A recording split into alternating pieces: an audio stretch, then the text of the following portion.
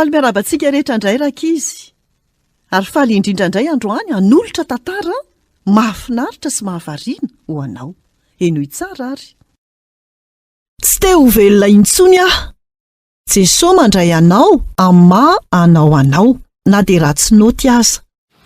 Voaray daholo ny noty tao an-tsekoly. Faly ery Sandra, toa tsy mahandry izay ahafahany mampiseho ireo notiny tsara ireo amin'ny ray aman-dreniny izy. Hafa mihitsy ny any Kailina.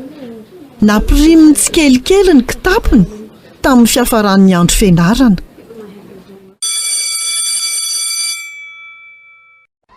Kel, ho avy any amin'ny antrana ve ianao hitaingina bisikileta amin'ny tolakandro? Tsia, tsy anio. Atrahary ilay mitarejetra. Te hijano andany alina aty ampianarana angaha ianao? Mandeana tsy miaraka amiko. Tsy te hody any an-trano aho. Nahazo noty ratsy tamin'ny kady sy alimena. Raha hitany raika io, ho vonoiny ho faty aho. Aleoko mamono teny, tsy te ho velona intsony aho. Adala ary tsy misy olona ty adala izany. Atrahary miteny zavatra tsy misy dikany toy izany. Tianao be nga ianao, vidy fanomezana tsara tarehy ho anao izy. Ny dadako ve? Ny tenany sy ny asany ihany no tiany. Ny ambo tsy misy dikany aminy. Ny raiky ihany koa ny tsy hoe lehilahy mahafinaritra e. Tsy tena mahatsikaritra izy raha tsy efa manao zavatra ratsy sady mitserina tahaka ny adala izy. Tena narary ahy izany. Za ihany koa nandalo fotoana hoe tsy te ho velona intsony. Ahoana ny fatsapanao ankehitriny? Ankehitriny mahafantatra hoe misy Jesosy. Tia izy na dia tsy mahomby aza na koa lavo. Afaka makeo amin'ny foana efa na dia ratsy noty aza. Izy ny namako ary na dia tsy hitako azy izy, fantatro fa miaraka amiko foana izy. Tsy voatery hoe matanjaka na mahery foana.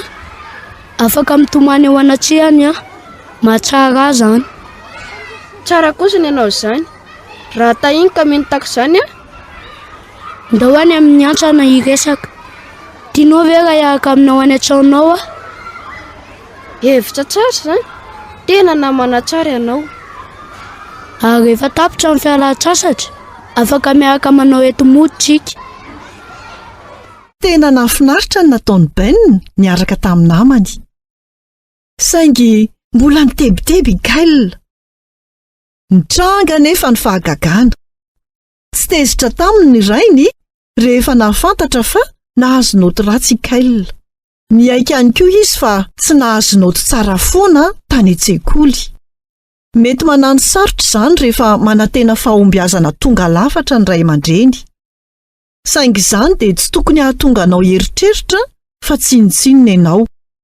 Hafa tanteraka ny miaina izany miaraka amin'ny Jesosy.